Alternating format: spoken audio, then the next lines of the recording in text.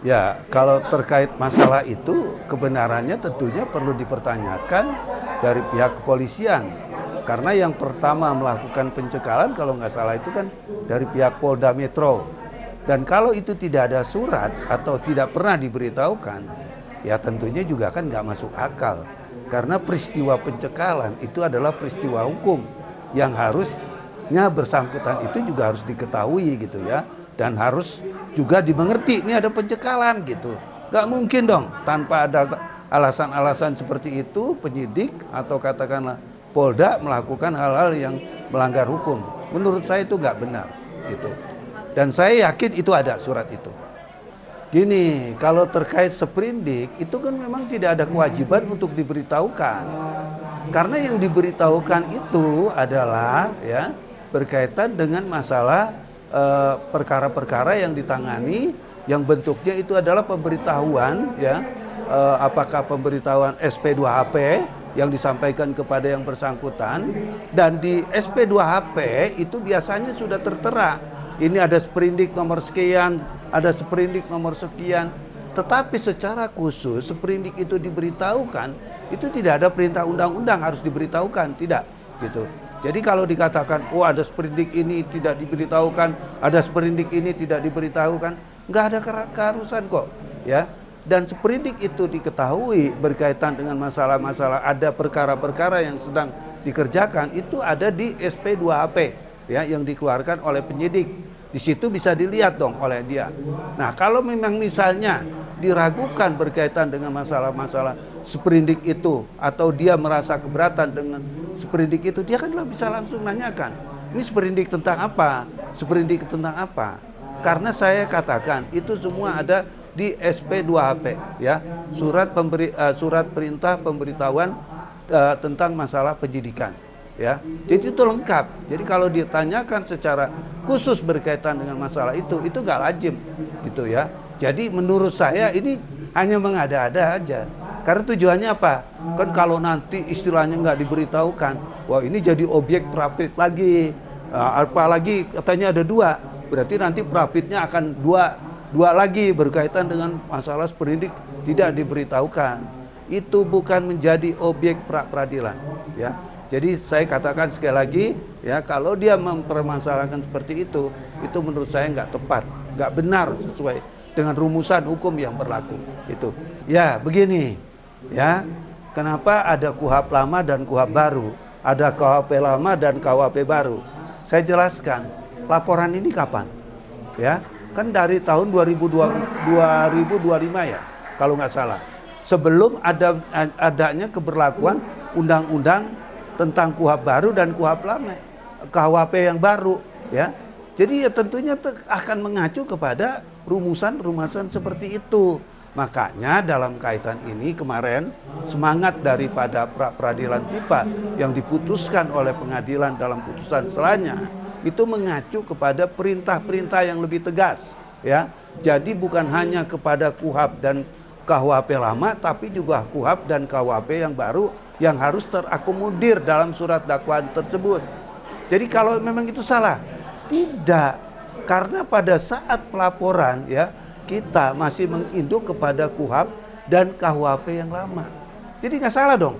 Kan hukum positif yang berlaku pada saat itu adalah ya undang-undang berkaitan dengan undang-undang KUHP yang lama maupun juga KUHP yang lama.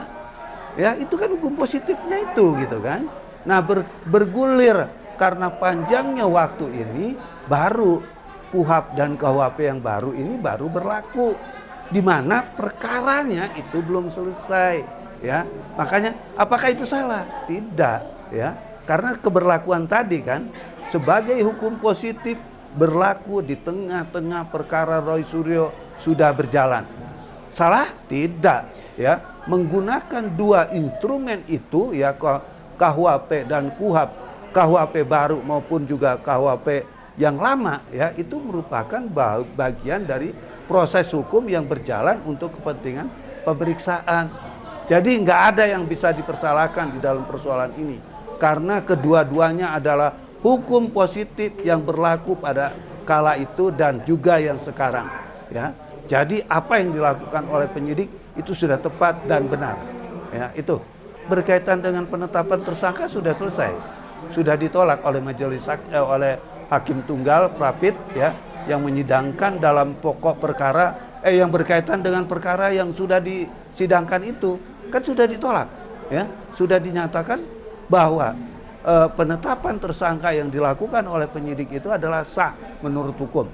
Jadi sudah clear, nggak ada lagi yang perlu dibahas berkaitan dengan masalah ini gitu. Jadi kalau dia masih mempermasalahkan lagi, itu udah nggak tepat. Karena sudah ada putusan Prapit berkaitan dengan status tersangka itu. Dan di mana dalam putusannya, status tersangka itu sudah sah, sudah benar.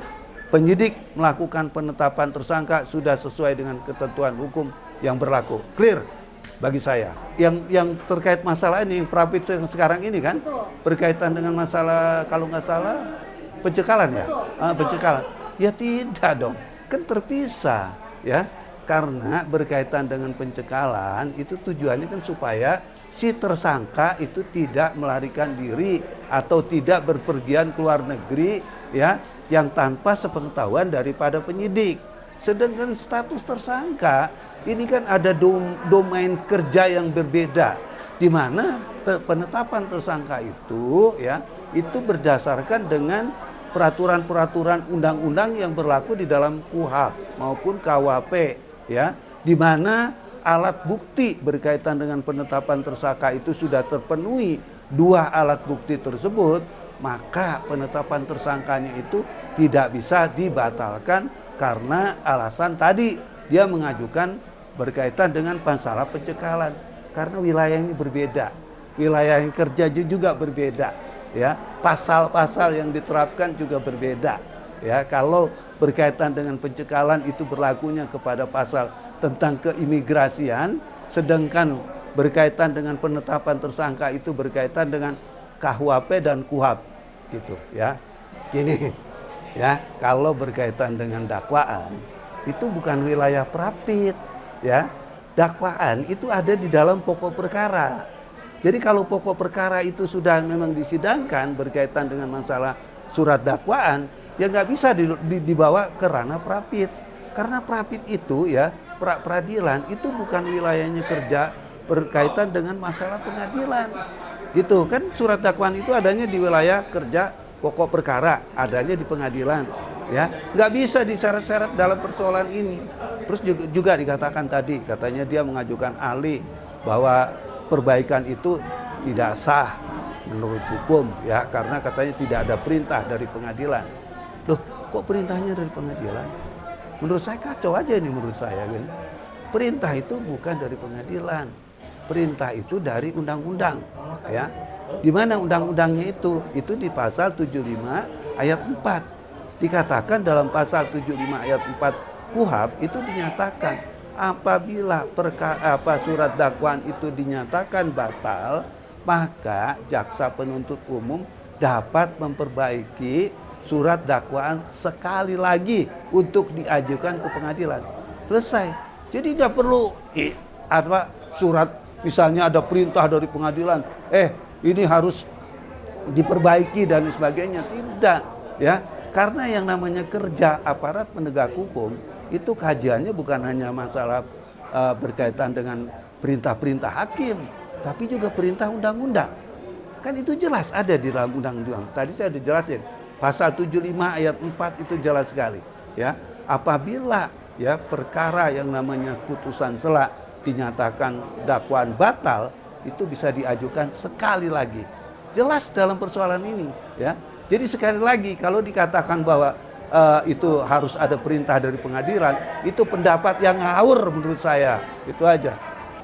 Gini, kalau berkaitan dengan masalah surat dakwaan, tadi ya salah kamar dia dalam kaitan ini. Ini berkaitan masalah ini karena ini hal yang menarik. Saya lagi membuat tulisan, ya. Karena kenapa? Saya katakan sekali lagi, wilayah kerja Prapit, ya, itu bukan ngurusin masalah surat dakwaan, ya. Karena surat dakwaan itu berkaitan dengan pokok perkara. Jadi yang menyatakan surat dakwaan itu sah dan tidak, perbaikan itu sah dan tidak, wilayahnya bukan di Prapit.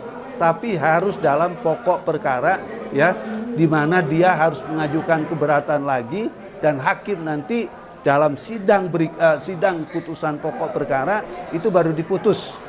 Jadi wilayahnya kerjanya itu. Jadi kalau dia bawa-bawa ke Prapit, menurut saya ngaco aja gitu kan. Karena kenapa? Ya itu bukannya wilayah kerja Prapit kok, ya. Itu jelas. Kalau dia sudah